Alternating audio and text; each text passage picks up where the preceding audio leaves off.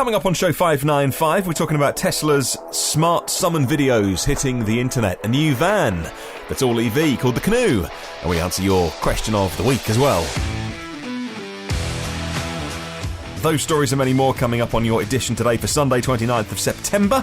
My name is Martyn Lee. Been through every EV story I can find over the last 4 or 5 hours or so, and I've whittled it down, I've written the show, and hopefully this saves you time in 15-20 minutes, just the EV news that you need to know out of so much stuff that is out there. Think of me like your TLDR service for the world of electrified transport, mobility, and a bit of energy and solar and renewable in there as well, if I find it super interesting.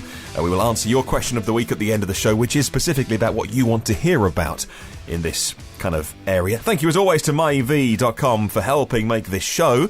If you are buying and selling an EV in the US, if it has a plug, you'll find it on myev.com. If someone's serious about selling or serious about buying, they're using myev.com. And of course, the individuals that support and help promote this show as well. Thank you if you're a Patreon supporter. Ian Sear just upped his pledge from producer to executive producer level. Ian Sear, thank you very much. I will add your name to the list of executive producers that I put on at the end of every show, and I'll do that today, as I always do on the end of every Sunday show.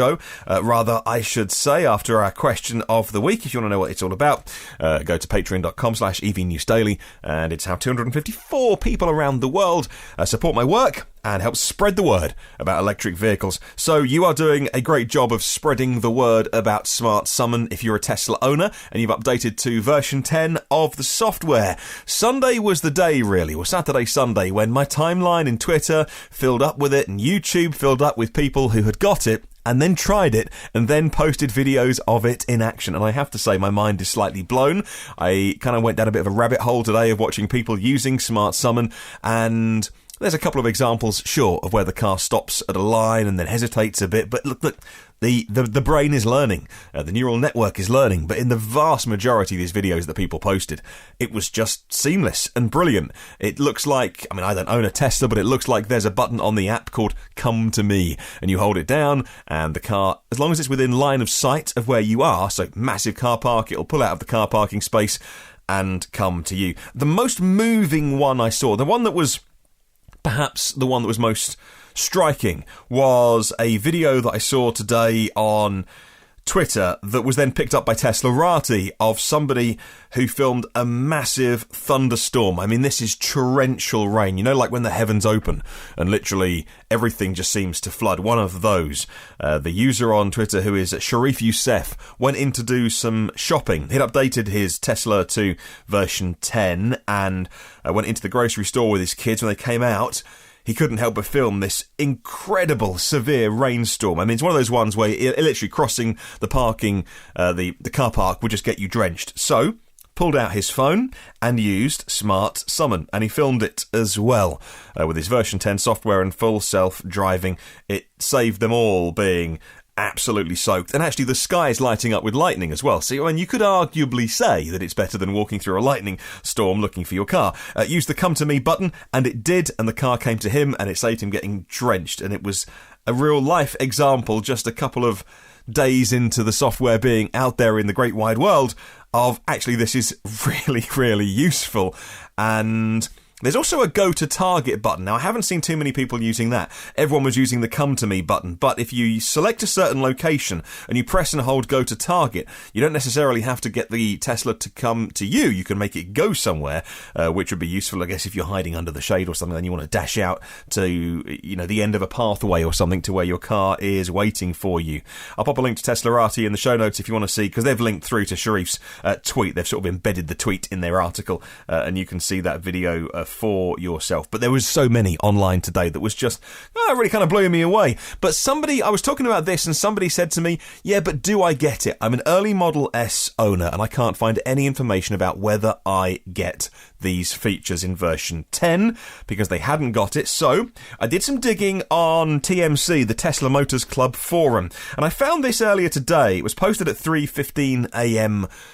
I suppose the time I have set is UK time, so probably the end of Saturday, actually, if this was indeed yeah, it says here Miami, Florida, for this person's location.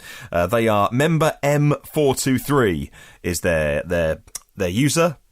name. They've done 113 messages, so I presume that they are reasonably up on talking about Tesla, so I'm happy to pass this information on. And user M423 says, I tested this yesterday on a local Best Buy parking lot. They own a Model S 75 with Hardware 1, MCU 1, and Autopilot 2. So it's that configuration of car.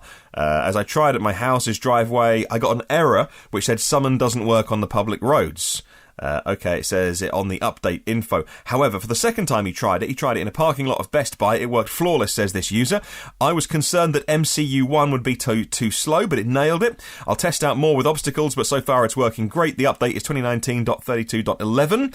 I did not receive Netflix or YouTube or karaoke, but his car, which he bought in December 16, with enhanced autopilot and full self-driving, with version 10, it is working with Smart Summon. Early adopters had to wait quite a long time to get full self-driving features as they came through. I didn't have enhanced autopilot until March 2017, 3 months after purchase, and it was scary once the update come out, but also scary when he first used it. The wheel was a bit jerky to begin with. Since then, he's added the Model 3 to his family, and it's way more ahead of what the early adopters with the Model S and the X had to go through, particularly early Model S owners, I would say. So if you have a particular configuration, maybe you're on MCU1, how is Smart Summon working? Let me know, and I'll pass it on to the rest of the listeners. I know we're not a Tesla-specific podcast, but it's by far and away the thing I get a lot of questions about, and of course they are the most popular EV out there, so let me know, I'll pass it on if you've been playing as well. A final story today about Tesla. The version 10 software is already rolling out in Australia as well. Why is that news? Well, Elon had previously said that it would come out a week later in Australia, maybe around a week for a global release, but confirmation from the Twitter user Melby Tesla Matt. Maybe that's Melbourne Tesla Matt, but Melby Tesla Matt posted this morning, according to techau.com.au, that his Model 3 has version 10, and owners in Canada and Europe are also receiving the update as well. Tesla clearly happy with the US rollout of version 10 and comfortable with sending the release more broadly around the world. That is good news. If you're an international listener of this podcast, well, I guess everyone is international to some extent, then please do let me know if you have that, where you are in the world, and what it's working like as well. And I will post links to all of these things in the show notes if you want to find out more. Let's go to Jalopnik next, talking about an electric van, a startup electric van company. That is called the Canoo. They're a startup, and when I say Canoo, I mean Canoo. Taking a similar approach to Tesla and VW, they've gone down the skateboard design. Let me explain for newcomers. That is 4 wheels on each corner and a completely flat battery pack.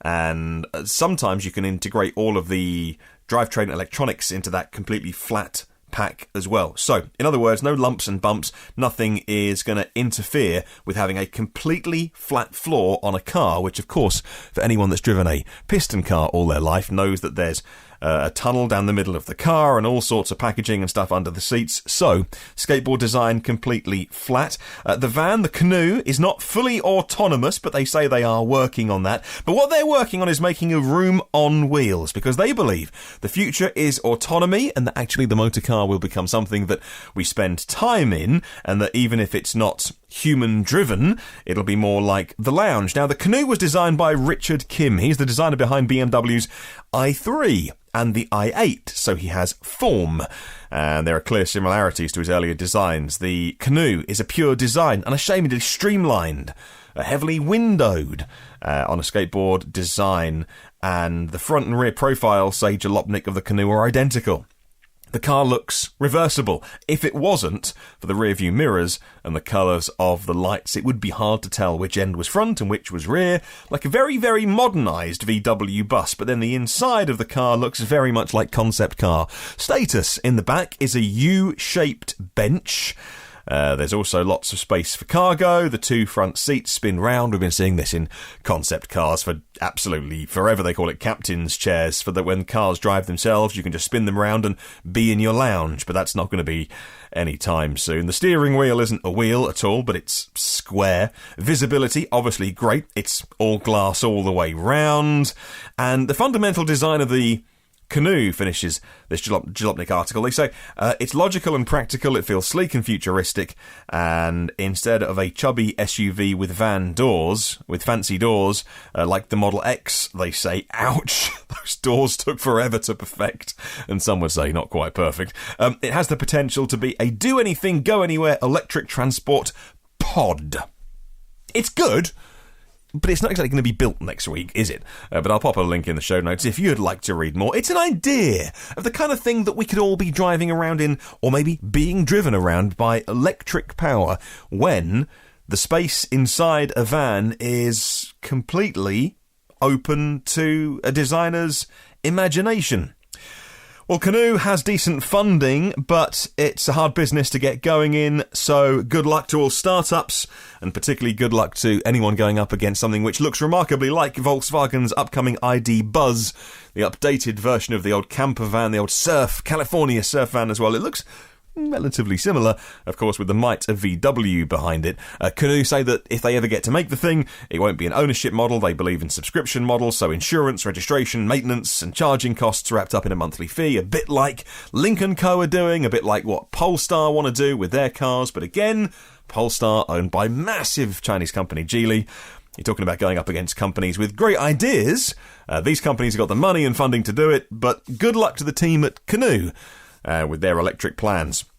Moving on to Electrive, who report on the CCS initiative, which is CHARIN, C-H-A-R, and then capital I, capital N. CHARIN's announced 15 new members, including SAIC, Suzuki, Subaru as well. You may think that Suzuki and Subaru aren't doing too much in the fields of electrified transport, and you would be right at the moment. The CHARIN committee has pushed the development of the CCS connector for rapid charging of commercial vehicles particularly, and that's up to 2 megawatts of power. According to the accompanying press release, says Carrie Hampel at Electrive, the subgroup of the initiative has been working on and collecting and evaluating proposals from various companies for their commercial vehicle connector. They're going to present these draft ideas, but the idea is that you have what is an high-powered commercial vehicle connector, the HP CVC, and then if you are charging trucks and big commercial vehicles, and there's lots of people with an interest in this, then there will be a connector that can take not just at the minute, which is CCS 2.0, which is 400 kilowatts, I think, of power, which it can take, that actually you can do 2 megawatts of charging through this particular plug. Wowzers.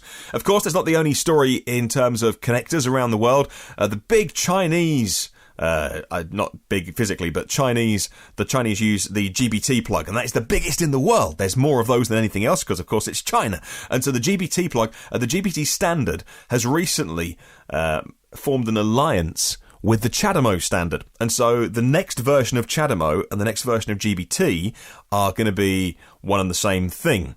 And so that is going to be up to something like 900 kilowatts, but it's also going to be backward compatible to both CHAdeMO and GBT. And so you kind of wonder, actually, people were saying, oh, CHAdeMO's dead in the water. But actually they're not thinking about the fact that if you combine that with the Chinese standard, it's anything but. It actually becomes the world's most dominant standard. And of course, CHAdeMO is bidirectional, which means vehicle to grid, vehicle to home, V2X, as they call it these days in the buzzwords. And so, yeah, that's being worked on as well. So you've got new, faster CCS plugs, you've got new, faster CHAdeMO plugs coming out as well that uses the GBT protocol and CHAdeMO protocols combined. It's really exciting when you think about what's happening with charging. And then there's me, charging at home on my little old charger that I've got here on my car, and I'm quite happy with that. If you move on to talking about BMW, we've recently been talking about how the i3 won't be continued. The current BMW i3 will be the last one they do. And of course, they've been doing plug-in hybrids like the 530e and the 330e. However, BMW, you could say, apart from the i3 and the i8, haven't done too much in electrification, but they are very serious about moving forward with that. And so BMW blog reports on a new fully electric BMW 5 Series and a new all-electric X1 crossover. And then that starts to look very, very compelling, doesn't it? We know the iX3 is coming, and we know the X1 is now confirmed, a crossover, fully electric 5 Series, 12 all-new, fully electric cars by 2023. That is, yes, 3-4 years away, but blimey, time flies sometimes when you're having fun, and there's going to be 12 of those really compelling BMW cars that are very familiar to people. The i3 and the i8, admittedly, weren't exactly conventional, and that's why I love both of those cars, by the way, and I think they'll be timeless, and I think if you own one, hang on to it, because the prices aren't going anywhere. If anything, they're going to be the collector's cars of the future. However, there are obviously people who want to buy a 5 Series, and they want to buy an X3 or an X5, and they want it to happen to have batteries. They want it a very conventional looking thing, and that's fine. I'm not making a judgment. And BMW are going down that route, and that means they're going to sell a lot of EVs. Another company that wants to sell many, many EVs is General Motors. And General Motors CEO has set sights on selling 1 million electric cars annually. The General Motors CEO, Mary Barra, wants to set her sights on 1 million EVs every single year in a lengthy interview with Bloomberg, says futurecar.com. She gave Bloomberg a look into what's coming. A bunch of electric cars. Of course, you have to start mentioning autonomy as well. Throw that one in there. Autonomous vehicles, electric vehicles, these are all like catnip to journalists these days. They'll write articles about anything that you can talk about in that sphere. But she does want GM to be selling 1 million EVs a year, because that's the number at which costs of manufacturing come down, powertrain costs come down, battery costs come down, and the global economy of scale edge that gives you means that if you can climb that very, very steep hill and get to the top of that mountain, at that point, it makes so much sense for your bottom line to be making EVs. But it's the journey to that pretty much every OEM in the world, not all, pretty much all of them, are struggling to navigate and climb, and some of them are heading up the mountain quicker than others. Some of them getting stuck, needing some rescuing. I'll stop this metaphor now. I'll pop a link to the article if you want to read more about GM. Let's talk about the world's fastest electric car. You know the one I'm talking about. The Corvette. Didn't think I was saying that, did you? A new top speed world record has been achieved for Whisper Silence. The world's fastest electric car is not the one you think it is. It's a Corvette. It's an all-electric, 800-plus horsepower Corvette C7. Of course, it has been modded. Yes, this isn't exactly a stock Corvette that you can go and buy.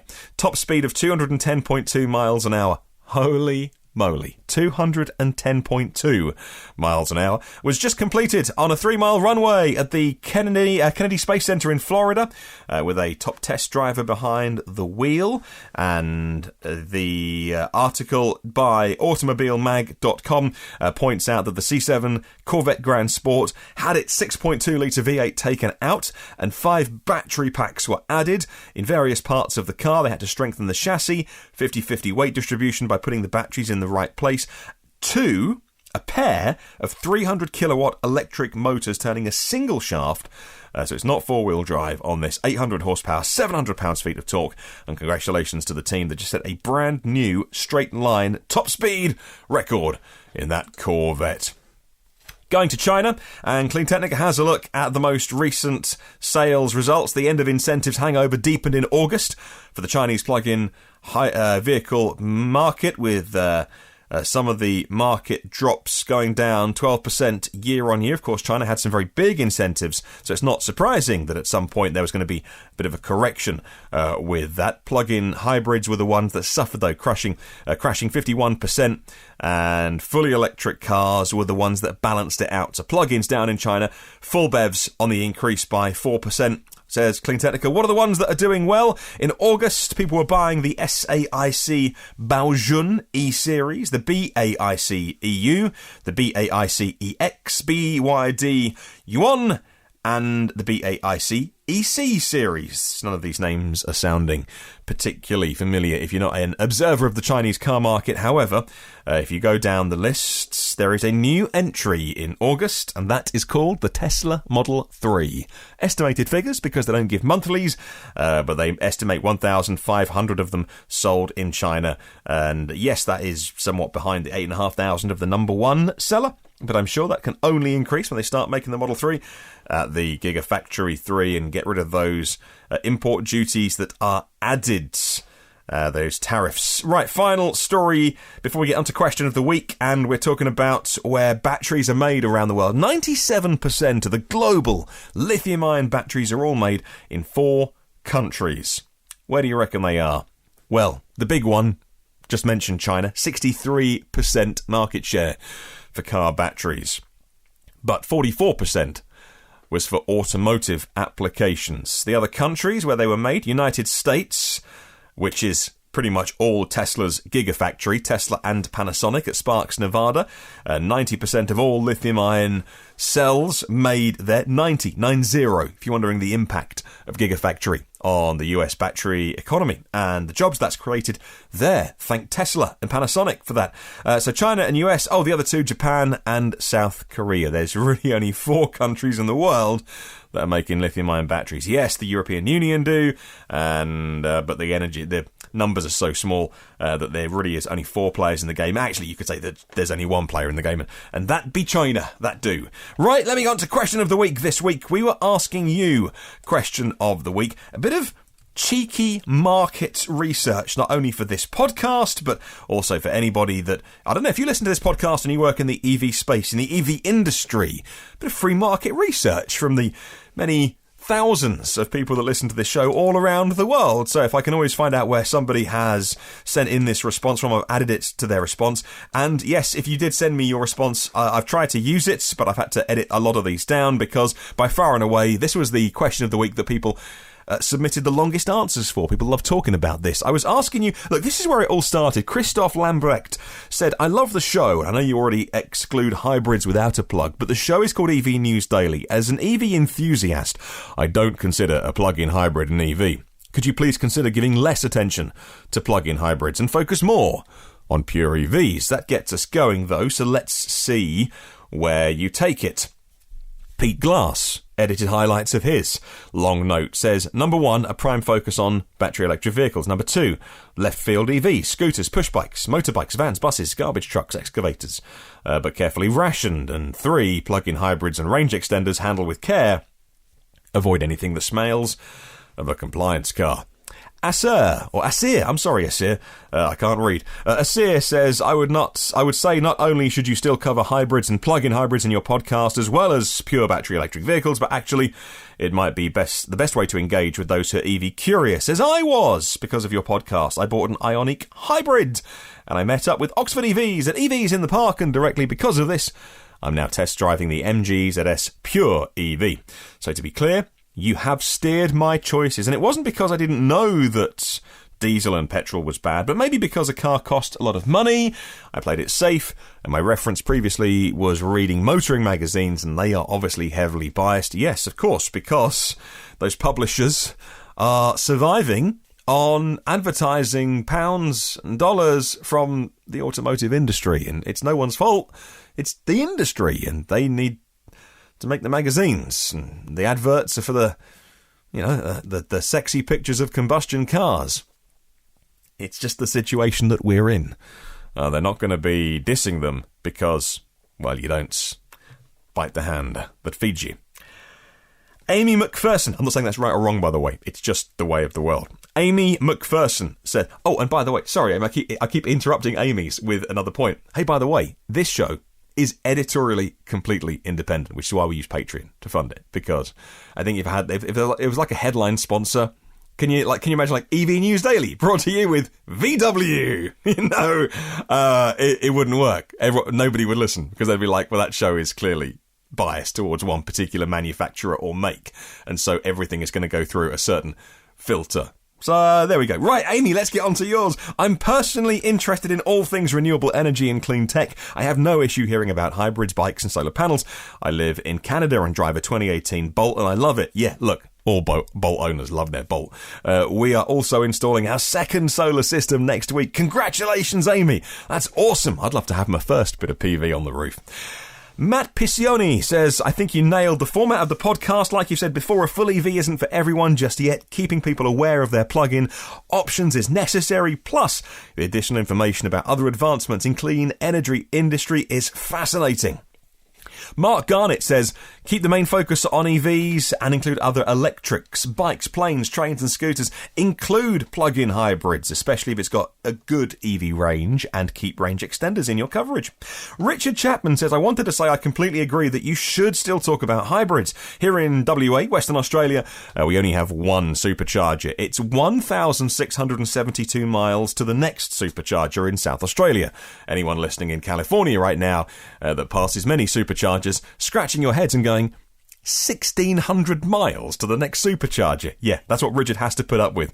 There's none in the Northern Territory or in Tasmania. Outside of the southwest of WA, we rely on AC charging. On my 22 kilowatt Tesla, he got the upgrade. So he's got the Tesla Model S that had 22 kilowatt on board. Nice one, my friend. I guess he had to, because it's severely limiting if you haven't got superchargers around.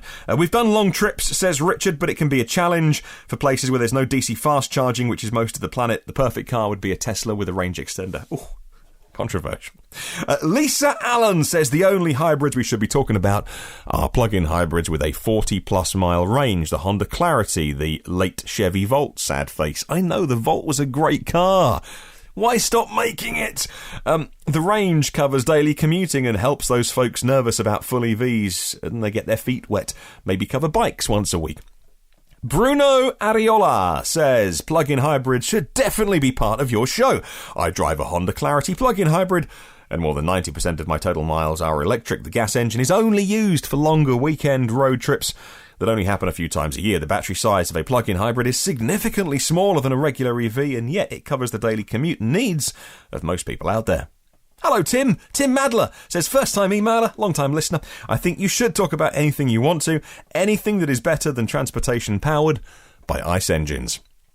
Lars says hybrids, even plug-in ones, are in many ways a gateway technology that serve only the purpose of prolonging the life of fossil fuel burning vehicles and undermining the validity of pure electric vehicles. That is Lars, and you can check out his channel. It's called Tesla para Todos. As you can imagine, it is indeed in Spanish, but Tesla for everyone, or Tesla for all, would that be? I don't know.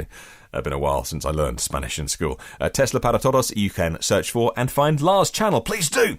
Eduard Patinez says, I think you're doing an excellent job with plug-in hybrids. They seem the enemy now, but what would happen if they were forced to have a light that informs everyone what kind of energy they're currently running on? This way they could enter clean cities without everybody thinking they're cheating. Stuart Hanna says, whilst I think so-called self-charging hybrids are yesterday's news, couldn't agree with you more, no such thing, they should be ignored. I think for high-mileage drivers like myself, the plug-in hybrid is a sensible solution and worth bringing people's attention to. My office is 35 miles from home and my Optima plug-in hybrid gets me there in full EV mode and all the way, including a short stretch of motorway at 70 miles an hour. Plug it in on the granny cable wherever possible, and I can do a 70-mile round trip on EV power. Kyle Hodgson says, perhaps like you, I'm excited by all of it. I love the Fully Charged channel talking about electric ferries and trains that are solar and Pipistrel's trainer aircraft. Very recently, my neighbour asked me about EVs and hybrids. They weren't ready to go full EV due to budget constraints, and I described how much the lower running costs are. So yes, for his neighbours, a plug-in was the right situation. And solution, Duncan Armour, or Amor. I am interested in pure electric cars, vans, lorries and bikes, in-wheel motors, battery tech, solar advances in charging, company successes and home energy things like ground source heat pumps and storage like SunAmp and some more stuff in there as well. Thank you, Duncan. Right, Luke McCarthy says, let's talk about the exciting future EVs, not the past. I'm interested in pure EV bikes and any general battery improvements or tech that takes us away from fossil fuels. Hello to Orjan, or Orjan. Oh my goodness. One of those three has to be correct. Nielsen. Now, he listens in Trondheim in Norway, and Orjan says, I agree that it's no point in talking too much about hybrids. Relevant big news is okay, like if Toyota decide to make higher plug-in hybrids. I laugh every time that you say there's no such thing as a self-charging hybrid, because there isn't. No such thing. You have to put petrol in one, ergo not self-charging.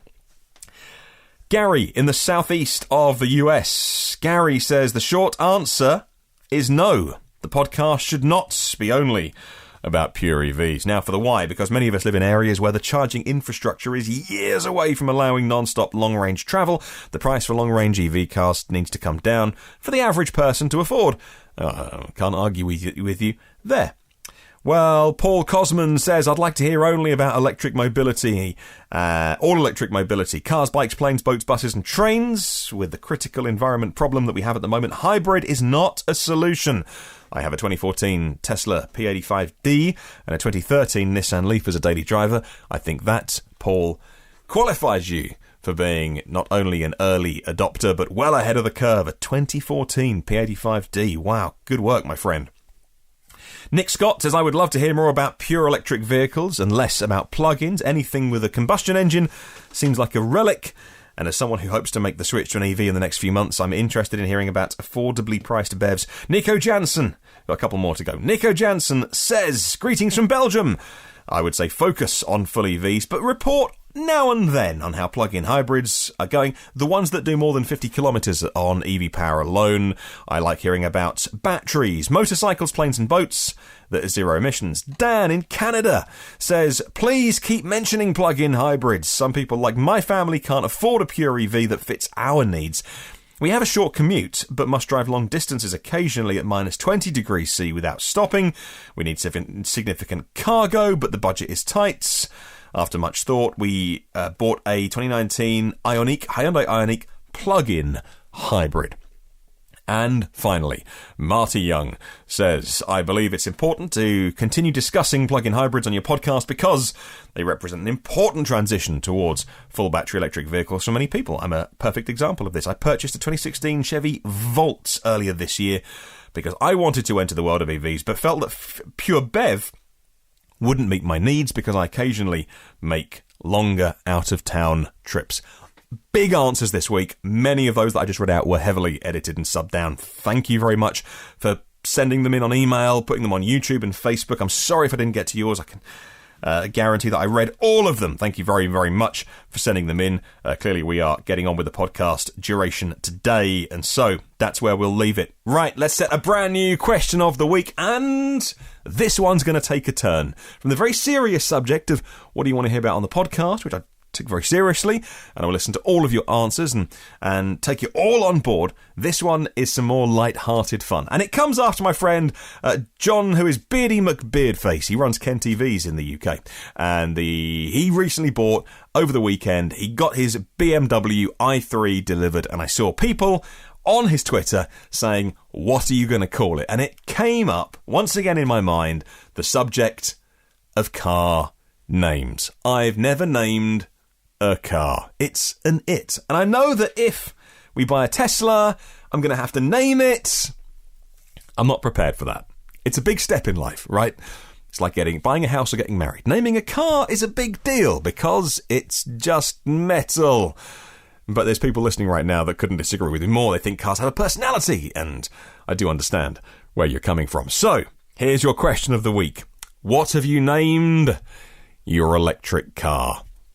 And I only say that because John, on his i3, some of the letters in the number plate is WUB, WUB, which is kind of a funny word. But I suggested he should call his car Lovely Wubbly, and to build that into the name.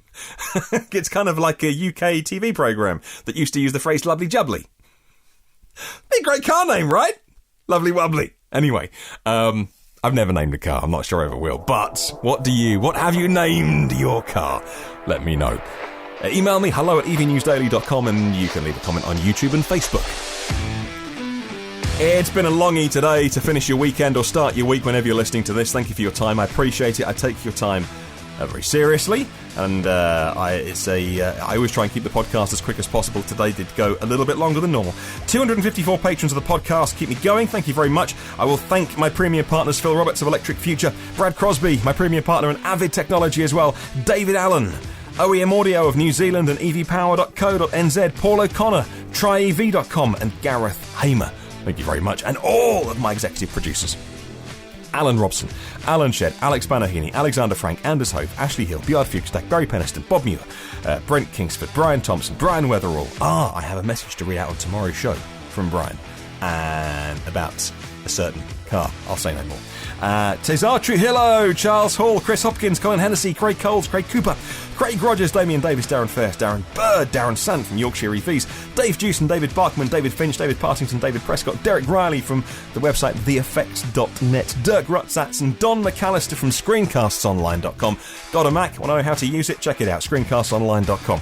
Enrico Stefan Shillo, Frederick Rovic, Free Jewel, aka James, Gene Rubin, Jeff Lowe, George Clargo, Ian Griffiths, the new name Ian Sear, Jack Oakley, James Storr, Jason Fan, Jeff Irbies, Jerry Allison, Jill Smith, Jim Morris, John Bailey, John Lacey from Click Clack Video NZ, John's Biddy McBeardface, John Lodell, Juan Gonzalez, Ken Morris, Kevin Masson, Carl Mayan, Lars Dallager, Lawrence Deannan, Lejek Rugil, Luke Cully, Marcel Lohman, Marcel Ward, Marlin Shell, Martin Croft, Matt Piscioni, Matthew Ellis, Maz Shah, Mia Oppelstrup, Michael Pastroni, Michael Cuffin, Mike Rogers, Mike Winter, Nathan Gore Brown, Neil E. Robertson, Sussex EVs, Northern Explorers, Ohad Aston, Paul Ridings, Paul Seegersmith, Paul Shelley, Paul Stevenson, Pete Glass, Pete Gorton, Peter and D. Roberts from Oxon EVs, Phil Mouchet, Pontus Kindblad, Rajiv Narayan, Ralph Jensen, Ronnie Schneider, Rob Cooling at appledriving.co.uk, Rob Hermans, Robert Grace, Rupert Mitchell, Sabby the Cat, Sarah McCann, Sari Kangasoja, Seiki Payne, Steve John, Stuart Hanna, Limousine Line in Sydney, the Plug Seekers EV YouTube channel, Tim Gutteridge, William Langhorn, and Zach Hurst. 594 previous shows online as we barrel towards 600. If you want to get the new shows, hit subscribe, get them first and free and before anybody else. Say hi anywhere online. Type EV News Daily. You should find me, top of the search. If not, I've done something wrong. Have a wonderful day. I'll catch you soon. Remember, there is no such thing as a self-charging hybrid.